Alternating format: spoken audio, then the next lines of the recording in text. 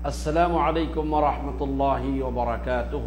الحمد لله وكفى وسلام على عباده الذين اصطفى. أما بعد فأعوذ بالله من الشيطان الرجيم.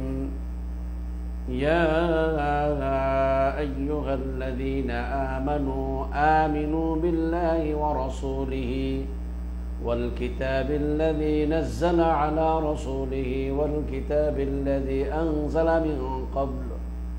اللهم صل على محمد النبي الأمي وعلى آله وأصحابه أجمعين. সম্মানিত দর্শক শ্রোতা ভাই বোনেরা, যে যেখান থেকে আমাদের এই প্রোগ্রামটি দেখছেন সকলকে আন্তরিক মোবারকবাদ জানিয়ে আমি আজকের এই সংক্ষিপ্ত লাইভটি শুরু করতে যাচ্ছি। প্রিয় ভাইদেরকে বলবো, আমি আজ আপনাদের সামনে যে বিষয়ে আলোচনা করব সেই বিষয়টি হলো কোরআনের অধিকার, হক্কুল কোরআন আলাল উম্মাহ। এই মানব জাতির উপরে কোরআনের কি কি হক বা কি কি অধিকার রয়েছে। সম্মানিত দিনী ভাইরা, আল্লাহ রাব্বুল ইজ্জতুল জালাল আমাদের প্রতি অতীব দয়া করেছেন। আল্লাহ সুবহানাহু ওয়া তাআলার অসংখ্য নিয়ামত আমাদের প্রতি রয়েছে। আল্লাহ সুবহানাহু ওয়া তাআলার নিয়ামতের সময় এক নম্বর হলো যে আল্লাহ তাআলা আমাদেরকে আল্লাহর পছন্দনীয় ধর্ম ইসলাম, সে ধর্মে জন্মগ্রহণ করে সে ধর্মের উপরে জীবনযাপন করার তৌফিক দিয়েছেন। এটা একটা বিশাল বড় ইহসান। দুই নম্বর হলো যে আল্লাহ সুবহানাহু আমাদেরকে বিশ্ব নবীর উম্মত করেছেন। মুহাম্মদ রাসূলুল্লাহ সাল্লাল্লাহু আলাইহি ওয়াসাল্লাম রাহমাতাল লিল আলামিন, সমগ্র জগতের জন্য আল্লাহ তাকে রহমত করে প্রেরণ করেছেন। সেই রহমতুল্লাহ আলমিনের উম্মত হওয়ার সৌভাগ্য আমাদের হয়েছে। তাছাড়া আল্লাহ সুবহানাহু ওয়া তাআলা সর্বযুগের সর্বশ্রেষ্ঠ কিতাব আল কোরআনুল কারীমের মতো একটি মহান গ্রন্থ আল্লাহ আমাদেরকে দান করেছেন, যে কিতাব অনুসরণ করে চললে মানুষের দুনিয়ায় শান্তি হবে, আখিরাতে মুক্তি লাভ হবে। সেই কোরআন আমাদের সামনে আছে। মুসলিমরা আমরা এত বড় একটি নিয়ামত পেয়েও লক্ষ লক্ষ কোটি কোটি মুসলিম আছে যারা এই কিতাবটা বোঝাতো বহুত দূরের কথা, পড়তেও জানে না, পড়ার চেষ্টাও করেনি। এদের নিঃসন্দেহে বলতে এরা দুর্ভাগ্য মানুষ। তাদের যদি সামান্যতম অনুভূতি থাকতো তাহলে সর্বোচ্চ চেষ্টা করতে কোরআনটাকে পড়ার জন্য, শিখার জন্য, বোঝার জন্য। যে যতটুকু পারি, কোরআন এটা সাগর, পুরাটা একজন ব্যক্তি কন্ট্রোল করতে পারবে না। তারপরও কমপক্ষে যতটুকু পারি বোঝার ক্ষেত্রে এটা বিশাল ভান্ডার, যতটুকু পারি অতটুকু তো আমাদের চেষ্টা করা উচিত। প্রিয় ভাইয়ের, আসুন একেবারে সংক্ষেপে কয়েকটা অধিকারের কথা বলবো। এক নম্বর অধিকার হলো কোরআনুল কারীমের উপরে, মানে বান্দার উপরে কোরআনের কারীমের যে অধিকার সমূহ রয়েছে, প্রথম অধিকার হলো কোরআনের প্রতি ঈমান আনা, যেটা আল্লাহর কিতাব, এটার প্রতি বিশ্বাস স্থাপন করা। কারণ আল্লাহ তাআলা আমাদেরকে নির্দেশ দিয়েছেন, ইয়া আইয়ুহাল্লাযীনা আমানু, হে ঈমানদারগণ, আমিনু বিল্লাহ, তুমি ঈমান আনো আল্লাহর প্রতি, ওয়া রাসূলিহি, এবং তার রাসূলের প্রতি, ওয়াল কিতাবিল্লাযী নাযালা আলা রাসূলিহি, ওই কিতাবের প্রতি ঈমান আনো যে কিতাব তার রাসূল অর্থাৎ মুহাম্মদ সাল্লাল্লাহু আলাইহি ওয়াসাল্লাম নাযিল করা হয়েছে, ওয়াল কিতাবিল্লাযী আনজালা মিন ক্বাবলু, এবং ওই সব কিতাবের প্রতি ঈমান আনো যা তার পূর্বে নাযিল হয়েছে। আমরা সব মুমিনরাই কোরআনুল কারীম সহ আসমানি যত কিতাব আছে সব কিতাবের প্রতি বিশ্বাস রাখি, কিন্তু পূর্বের সমস্ত কিতাব বিকৃত হয়ে দেওয়ার কারণে আমরা একমাত্র নির্ভরযোগ্য অবিকৃত অবস্থায় যে কিতাবটি রয়েছে সেই কিতাব হল আল কোরআন কারীম, সেটার প্রতি আমরা বিশ্বাস করি এবং এটাকে মানি। অন্য কিতাবগুলো যেহেতু বিকৃত হয়ে গেছে আর অন্য কিতাবগুলো সমসাময়িকের জন্য এসেছিল, কোরআনুল কারীম কিয়ামত পর্যন্ত আনেওয়ালা সকল মানুষের জন্য এটা চিরস্থায়ী বিধান। প্রিয় ভাইয়েরা, তাহলে কোরআনের একটা অধিকার হলো কোরআনের প্রতি ঈমান আনা। দ্বিতীয় নম্বর অধিকার হলো যে এই কোরআনুল কারীমকে উত্তম রূপে শিখা, এই কোরআনকে বিশ্বাস করবো। এর দ্বিতীয় নম্বর আমার কোরআনের অধিকার হলো এই কোরআনটাকে সহি শুদ্ধ করে পড়তে পারা এবং তার অর্থ জানার চেষ্টা করা। কারণ রাসূল সাল্লাল্লাহু আলাইহি ওয়াসাল্লাম বলেছেন, খায়রুকুম মান তাআল্লামাল কুরআনা ওয়া আল্লামাহু, তোমাদের মধ্যে ওই লোকটি সর্বোত্তম যে নিজে কোরআন শিখেছে এবং অন্যকে শিক্ষা দিয়েছে, যে নিজে কোরআন শিক্ষা করেছে এবং অন্যকে শিক্ষা দিয়েছে, এই লোকটা সবথেকে ভালো। তাহলে প্রত্যেক মুমিনার উপরে কোরআনের হক হলো, যে কোরআনের অধিকার হলো এই কোরআনটাকে শুদ্ধ করে পড়া।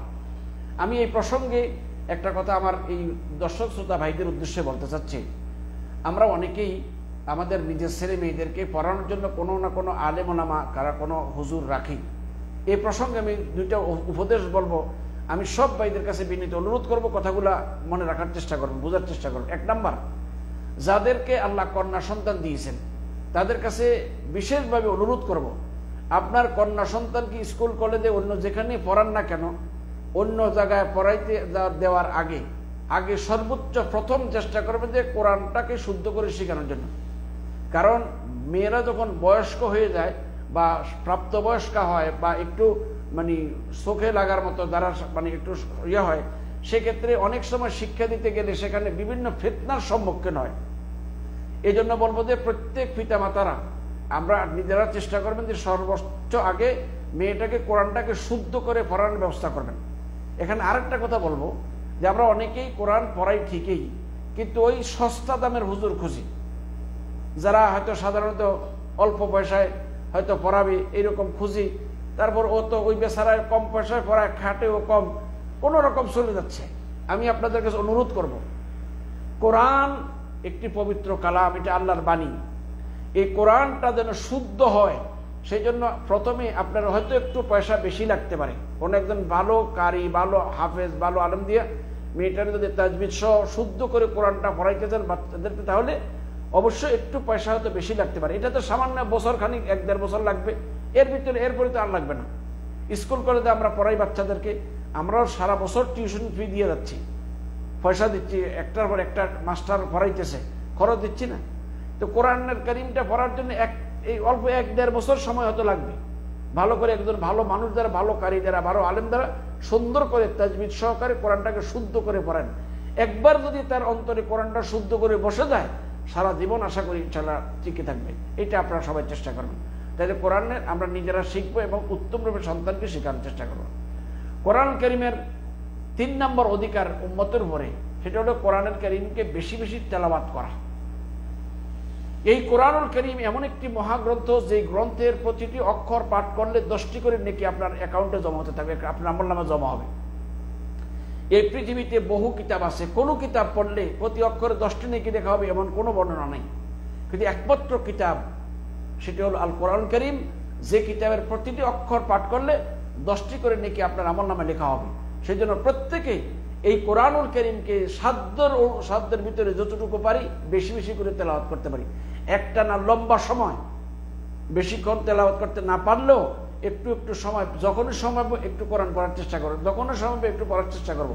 কেননা এটা উত্তম জিকিরের ভিতরেও শামিল। কোরআনুল কারীম এটা বহু মূল্যবান কিতাব, এই কিতাবের প্রতিটি অক্ষরে 10টি করে নেকি লেখা হবে। এই জন্য আল্লাহ রাসূল বলেছেন, ইকরাউল কোরআন ফাইন্নাহু ইয়াতি ইয়াউমাল কিয়ামাতি শাফিআন লিআসহাবিহি, তোমরা কোরআনুল কারীমকে তিলাওয়াত করো, কারণ কোরআন কিয়ামতের দিন তেলাওয়াতকারীর জন্য সুপারিশ করবে। এটা অবশ্যই চেষ্টা করবেন, সর্বোচ্চ চেষ্টা করবেন যে কোরআন কারীমকে শুদ্ধ করে সুন্দর করে কোরআন পড়ার জন্য, সঠিকভাবে পড়ার জন্য। তারপরে কোরআনের 4 নং অধিকার হলো কোরআন তেলাওয়াত করার সময় মন দিয়ে তেলাওয়াত করা। অনেকেই এবং তেলাওয়াত করা এবং মন দিয়ে শোনা।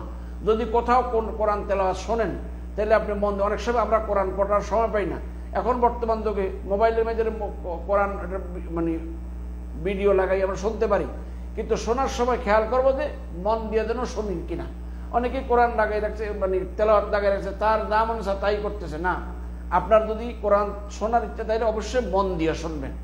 আল্লাহ কি বলছে এগুলো অনুধাবন করার চেষ্টা করবেন। আল্লাহ বলছে, ওয়াইদা কুরিয়াল কোরআনু ফাসতামিউ লাহু ওয়া আনসিতু লাআল্লাকুম তুরহামুন। আর যখন কোরআন পাঠ করা হয় তখন তা মনোযোগ দিয়ে শোনো এবং চুপ থাকো, যাতে তোমাদের প্রতি দয়া অনুগ্রহ প্রদর্শন হবে। মানে এত করে আমরা যখন কোরআন পাঠ কেউ যদি কোরআন পাঠ করে, তাহলে আমরা মন দিয়ে শোনার চেষ্টা করব। আর যদি দেখা যায় কাজ করতেছি, শুনতেছি, তারপরও কানটা যেন, আমার ধ্যানটা যেন ওই কোরআন তেলাওয়াতের দিকে থাকে। 5 নম্বর অধিকার, এই কোরআন মুখস্থ করার চেষ্টা করা সাধ্য অনুযায়ী।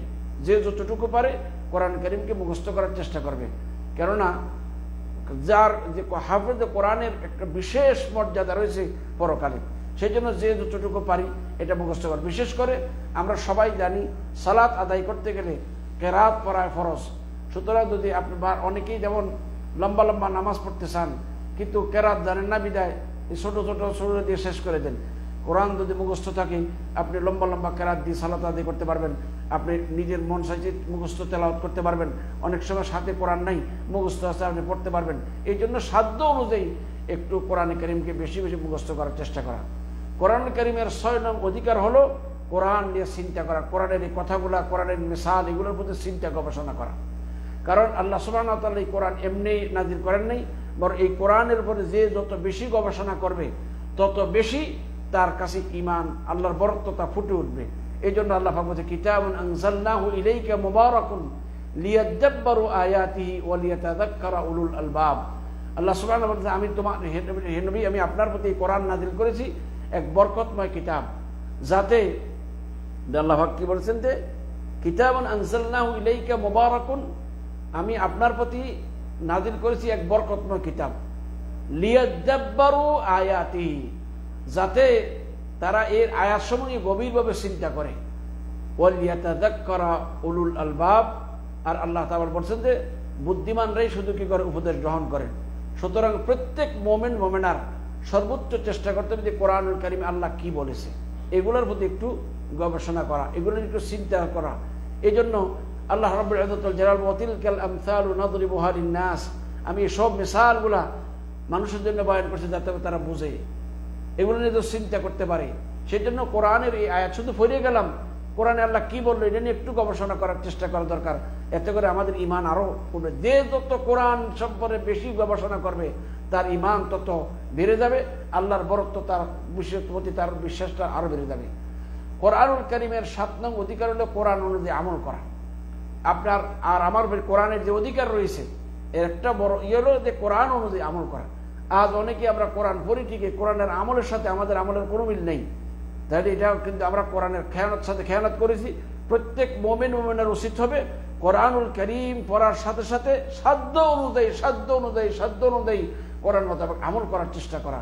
কেননা আল্লাহ সুবহানাহু ওয়া তাআলা বলেন হাযা কিতাবুন আনজালনাহু মুবারাকুন ফাত্তাবিউহু, আল্লাহ এটি বরকতময় কিতাব যা আমি নাযিল করেছি, সুতরাং তোমরা তার অনুসরণ করো। তাহলে আল্লাহ পাক আমাদেরকে এই কোরআন অনুসরণ করতে বলেছেন, কোরআন অনুযায়ী আমল করতে বলা হয়েছে। কোরআনের 8 নং অধিকার হলো যে কোরআন অনুযায়ী বিচার ফয়সালা করা। এটা তো আজ পৃথিবীতে নাই বললেই চলে। প্রিয় ভাইরা, আল্লাহ তাআলা বলেছেন তোমাদের মধ্যে বৈষয়িক বিষয়ে যদি কোনো বিপদ ঝগড়া হয় এটা আল্লাহ আল্লাহ রাসূলের দিকে, অর্থাৎ কোরআন আর সুন্নতের দিকে ফিরিয়ে দাও।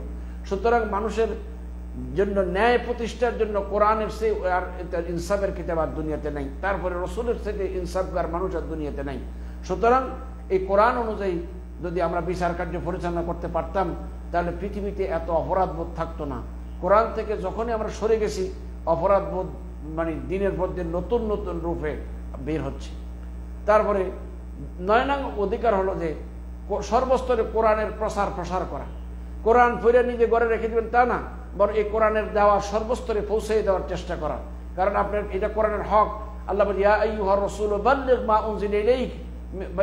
মা উনজিলা ইলাইকা মির রাব্বিক, হে নবী আপনার কাছে আপনার প্রভুর পক্ষ থেকে যা পৌঁছেছে, যা নাযিল করে তা আপনি মানুষের কাছে পৌঁছেই দেন। আপনার কাছে যা অবতীর্ণ করা হয়েছে তা আপনি কি করেন, সব মানুষের কাছে পৌঁছেই দেন। তাহলে কোরআন পড়ে মুখস্থ করে নিজে আমি বসে থাকলে হবে না, বরং এই কোরআনের বাণীগুলো অন্যের কাছেও পৌঁছাই দিতে হবে। কোরআনুল কারীমের 10 নং অধিকার মানে মানুষের মধ্যে কোরআনের 10 নং অধিকার হলে কোরআনের প্রতি সন্তুষ্টি প্রকাশ করা। কোরআনের যে বিধিবিধান রয়েছে সেই বিধানের প্রতি সন্তুষ্ট হওয়া। অনেকে আছে কোরআনের আইন শুনলেই মাথা গরম হয়ে যায়, তারা আসলে কোরআন বিশ্বাস করে না, আল্লাহর প্রতি বিশ্বাস না। বান্দার চিন্তা করলে কোরআনুল কারীম আল্লাহ এই মানে যে বিধান সমূহ দিয়েছেন এটা সবটাই শতভাগ মানুষের কল্যাণের জন্য, এখানে মানুষের ক্ষতির বিন্দু পরিমাণ কোনো কিছু নেই। এরকম আরো অনেক অধিকার রয়েছে। আর সংক্ষিপ্ত আকারে এখানে শেষ করলাম। আল্লাহ আমাদের সকলকে কথাগুলো বুঝা তদনুযায়ী আমল করার তৌফিক দান করুন। আমিন। ওয়া আখিরু দাওয়ানা আলহামদুলিল্লাহি রাব্বিল আলামিন। আসসালামু আলাইকুম ওয়া রাহমাতুল্লাহি ওয়া বারাকাতুহু।